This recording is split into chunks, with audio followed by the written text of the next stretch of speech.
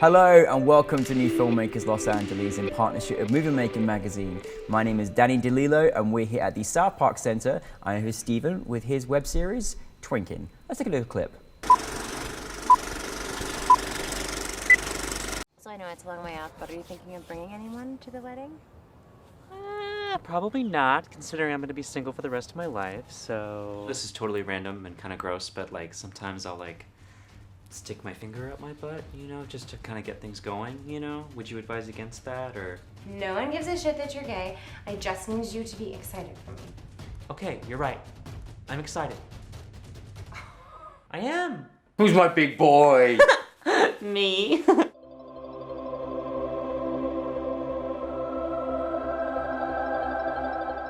Stephen, thank you for being here and coming all the way from New York City to be here, so I really appreciate that. My pleasure. Thanks for having me. I loved your series so much, with the episodes I got to see, and so did our audience. But for those that haven't seen it, tell us a brief synopsis. Well, Twinking is a web series with short episodes that follows my experiences as a gay man living in Brooklyn, New York. And they're loosely based on real life, but also my fantasies and my feelings about the gay community and how we define ourselves as members of the LGBTQ community, and all of the absurd and hilarious situations that can come out of dating and trying to make a meaningful connection, especially in the age of dating apps and online profiles and social media and anonymous encounters that can be pretty unexpected. Yeah, well, I mean, you certainly took us on that journey, and I honestly want to commend you, as most people have during the course of last night as well, for just having a, you know, being vulnerable and having a laugh and bringing some light and humor, you know what I mean? Like, it was so wonderful, but especially great because, you know, you just was like, I'm going to just tell you about experiences that I've experienced, and that's also wonderful as well. Obviously, that's where the inspiration came from. When did you kind of know, like, I'm going to turn this into a web series and I'm going to use my own experiences, and how did that come about together? Well, I just want to add quickly that, you know, they're loosely based on my experiences. Yeah, not completely. This is not completely personal, true stories. Not a biography, which is important to remember. But, you know, I've definitely had a lot of unusual experiences dating and trying to make connections, and just, you know, with my friends and my family members, all aspects of life as a gay person.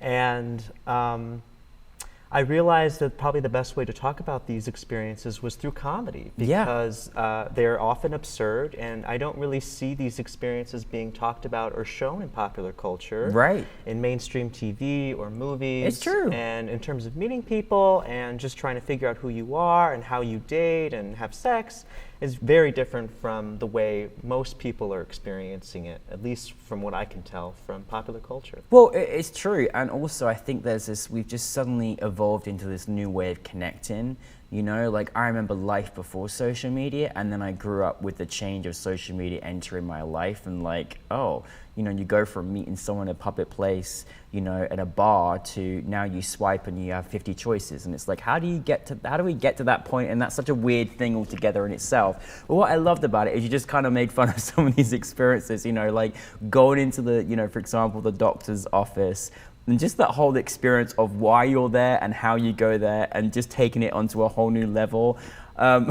It was brilliant, and obviously putting yourself in it. I mean, because you obviously took on multiple roles to, you know, both in front and behind camera. How was that experience from you, and how is it bringing your kind of rest of the cast and crew together as well?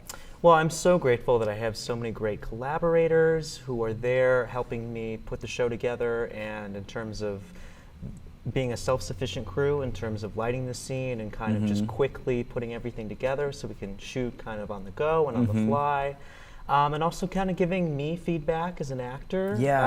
My assistant director or my any of the crew members who are there are kind of like giving their notes on what's working, what's not, giving us suggestions of new ways to try the scene, because it can be difficult to act and direct at the same time, not knowing exactly how you just delivered a line, and Yeah. maybe if you need to add a new element into the scene. Mhm. So we have a lot. It's a small crew, but we have a Mhm. lot of great team members there who are all kind of pitching in and helping us get it done. And you were so funny, like you were so funny, which obviously was important for a comedy. But you know, you Thanks. really were. I mean, I go back to the scene with the doctor because I think it's such a great scene. And do you actually shoot it in like a? We did. We shot in a doctor's office. Oh, It you was did? actually my doctor's office. Oh, so it's actually, oh wow. How weird is Yeah. that whole concept? That's It was amazing. great. Not Wasn't my your actual doctor? Okay, No.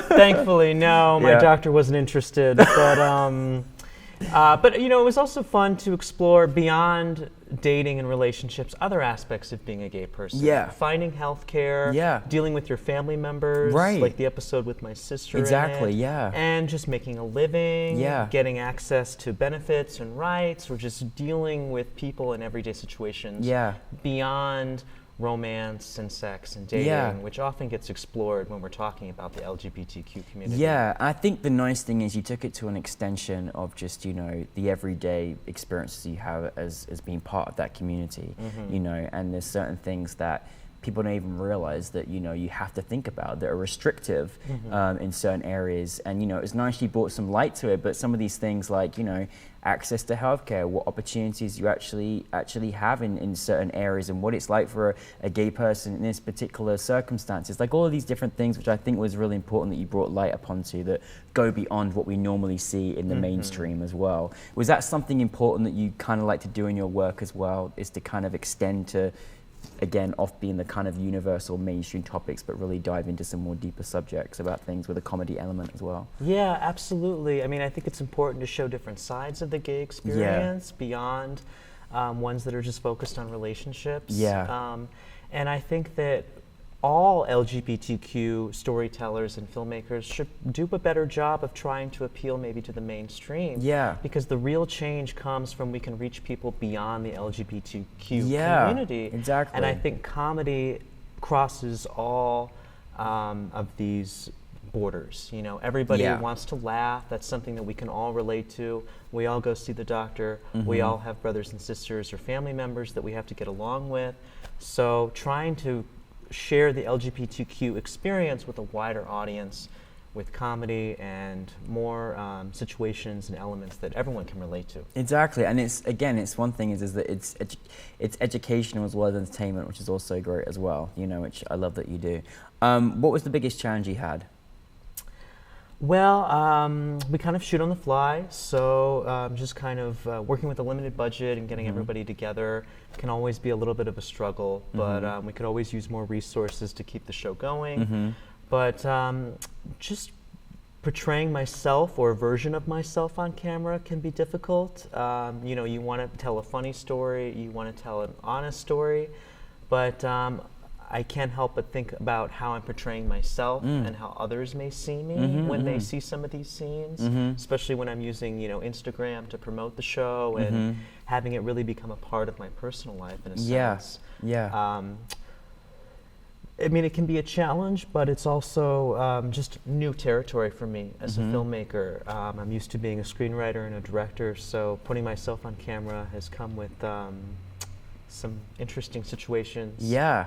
And obviously you shared with us a couple of the great episodes at New Filmmakers LA. How many episodes have you made, and how many are you going to continue to do? Well, right now we have 6 episodes online from the first season, and we're just about to release season 2, Oh, which fantastic. included 2 episodes that you saw last night. Yep. And we have a total of 8 coming out for season 2. Oh my goodness, you've been busy. It has been a long year, Yeah. but we should Yeah. be releasing those by the end of the summer, Yeah. and so then we'll have 14 online. Oh, it's amazing. Yeah. God, it's a lot of work you put into these. But I think what's nice as well is because obviously when you're making these webisodes and people are watching all over the world, you know, this series. But what was it like at being here in LA in front of an audience of New Filmmakers LA and actually experiencing people's reactions? What was that experience like for you? It was great. I'm so happy to be here, and Yeah. it was a great crowd, a great venue, and I had a lot of enthusiastic audience members who came up to me after the screening who said that they enjoyed it. You know, we heard a lot of laughter coming from the audience during the screening, and I think it was something a little unexpected. A lot of the shorts and movies that we saw yesterday were kind of about acceptance and showing how beautiful the gay experience can be. And I think my work was a little different and just kind of letting people laugh, not take the work too seriously, and just enjoy themselves. And we need that too. You know, it's just as important. And I think also just saying that it's just a human experience. You know what I mean? Which was beautiful the way it's portrayed. Well, I mean, I just think you need to keep making this film. But what is the next kind of like plan of action for you with this series and what's coming next for you as well? Well, we're going to keep going with Twinking. I got a lot of great ideas for season 3, so we'll definitely be shooting that over the course of the next year and getting another season online in the next year or so. I like keeping it as a short form series. It just seems to work for this age of social media and the 100%, internet. And I like telling stories quickly and cheaply and getting right to the point. But outside of Twinking, I'm also a filmmaker, and I have 2 feature films that I am looking to get off the ground, and we're going to start making a short version of both of those films. And they're not really tied to the LGBTQ experience. They're more about feminism and religion and where we are as a human race overall. Oh, you are diving into these amazing topics. I love it, and it's an important thing to talk about as well. Well, thank you also for leaving us in New York on such a big time at the moment in New York City with Stonewall and everything that's going on over there. So thank you for being here. I just want to know, because obviously you're an accomplished filmmaker, what piece of advice have you been told in your past, or what do you go by in your career that maybe you could share with a filmmaker out there as well? Well, for young filmmakers, I would always say keep it cheap. And don't be too precious with things. I heard that a lot when I was getting started. And I really am starting to take it to heart. You might want things to be a perfect way, but it's best to just do it instead of worrying about or obsessing over every detail. Just get it done, get it in the can, and do it for as little as money as possible. There you go. See, there's no excuses. There you go. Thank you. Well, listen, thank you, Stephen. Thank you so much for being here. Thank you for coming from New York City to be with us. And congratulations on Twinkie. I'm looking forward to season 3. But you can catch it all online, right? Where can they catch it online? You can find Twinking at twinkingseries.com or on Instagram. Twinking Series is our handle. Season 2 will be out at the end of the summer. Thank you very much. Awesome. Thank you, Stephen. Thank you.